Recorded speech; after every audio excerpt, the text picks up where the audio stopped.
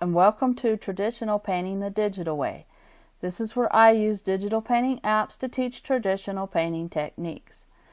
This is part 2 of my Happy Scarecrow series from the drawing that I did for week 4 of Inktober. And in this video we're going to go ahead and start adding some of the color washes and finishing up some of the final details. If you want to follow along with traditional materials, check out part 1 where I have a list of all the types of ink and pens and watercolor that you can use. We're going to be using Infinite Painter for Android. And what I'm going to start doing now is adding a new layer in Infinite Painter, and I want to go ahead and sort of work on the background. And I wanted kind of a purplish or sort of a grayish blue type of background here. And if you're following along traditionally, you would go ahead and probably use a watercolor wash for this.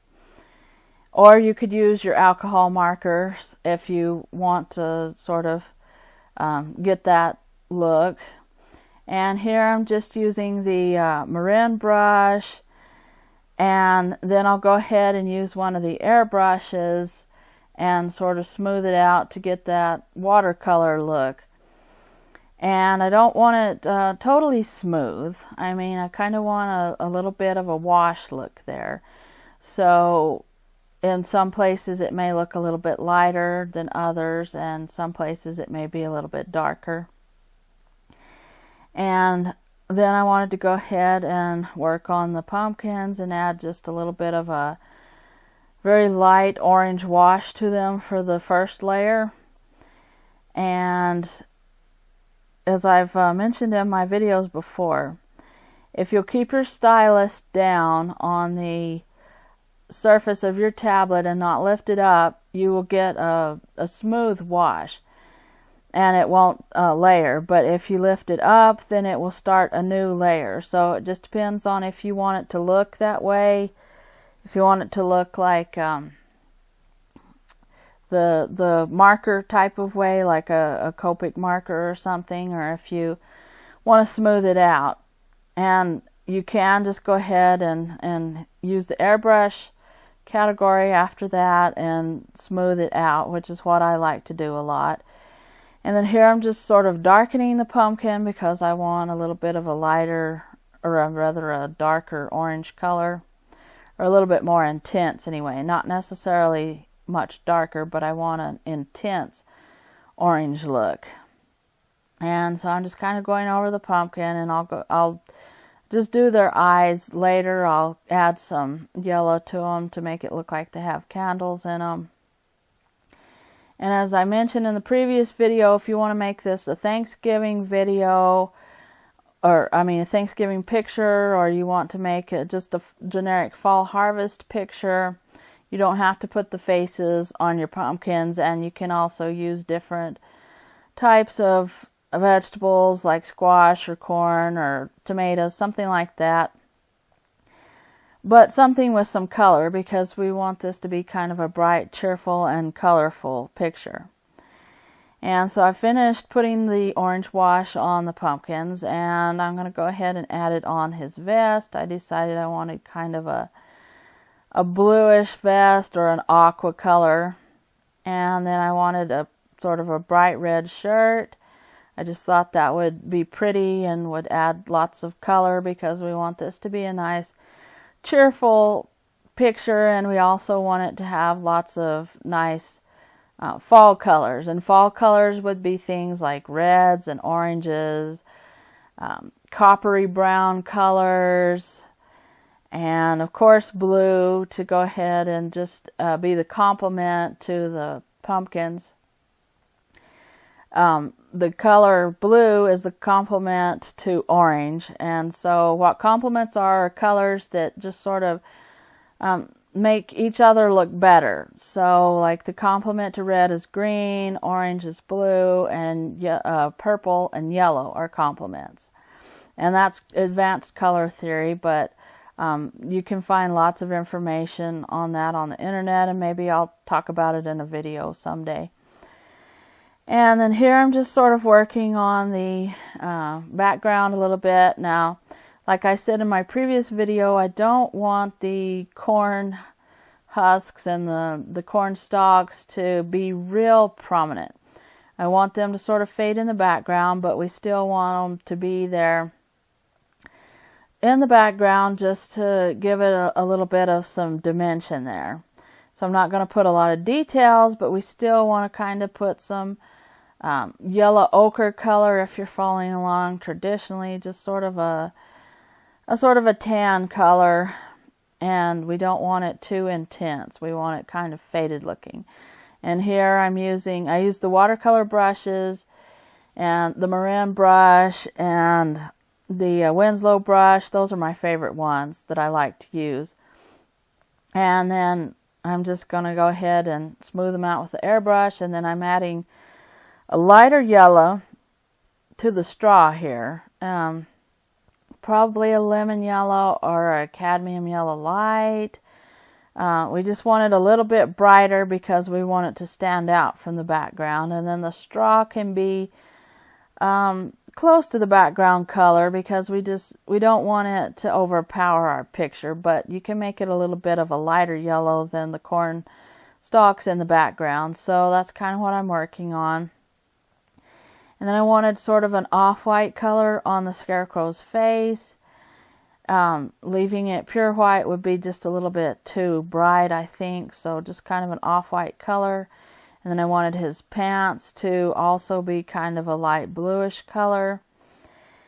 And maybe even sort of an aqua color, sort of kind of to match his vest, but maybe not exactly the same color. A little bit more green maybe to the blue on his pants.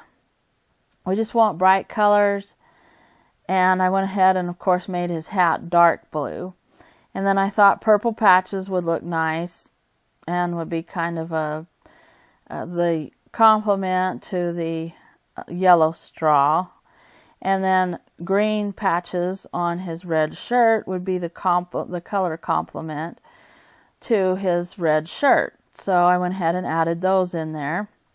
And then I gave him some rosy cheeks. And we just kind of want to make sure that we add a lot of color to this picture because we want it to be really bright and cheerful. And I'm just kind of working on the shirt, adding a little bit of some darker folds there along the edges just to make it look like that's the folds of his shirt and give it a little bit of some depth and some wrinkles. And then I'm adding a little bit of some darker blue to his pants to show that they're wrinkled. And I went ahead and made the stick behind him sort of a dark brown color or black color, the stick that is holding him up. And I'm just working a little bit more on the straw, and then I went ahead and added yellow to the pumpkins because I wanted to make them look like they're lit up inside. And you can use, if your yellow is not bright enough and you're using it for watercolors, then you can go ahead and use a gouache color if you want, or you can even add some acrylic if you want to. And this is all for traditional work. And you can just go ahead and do that and make your jack-o'-lanterns look really lit up.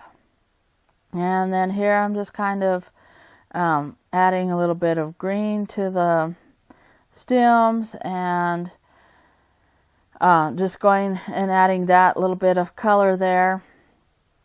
And then I just want to go ahead and add a little bit of a darker color for the shadows behind the Scarecrow.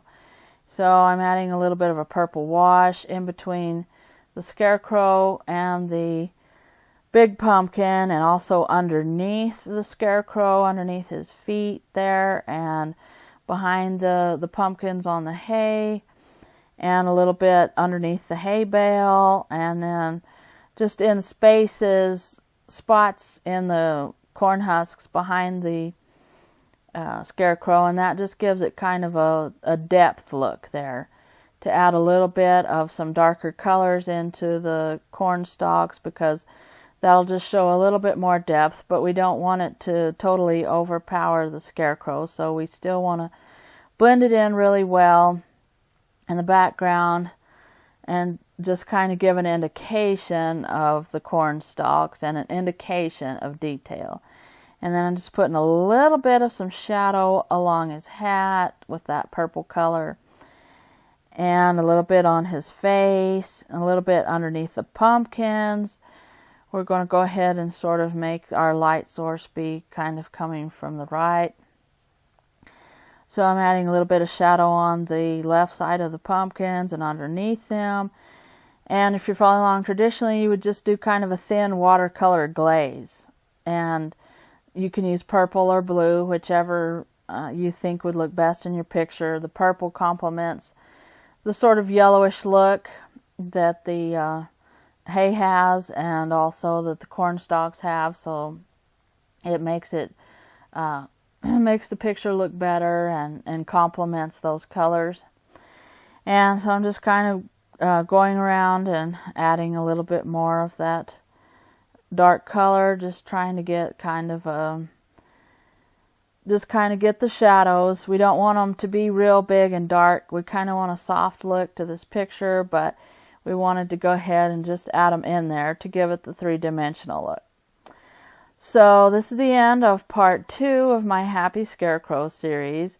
And in part 3, the final part, I'll go ahead and do the final watercolor washes and add in the final inking. So if you're interested in seeing that, then hit that subscribe button. And thanks everybody for watching, and thank you so much for your support.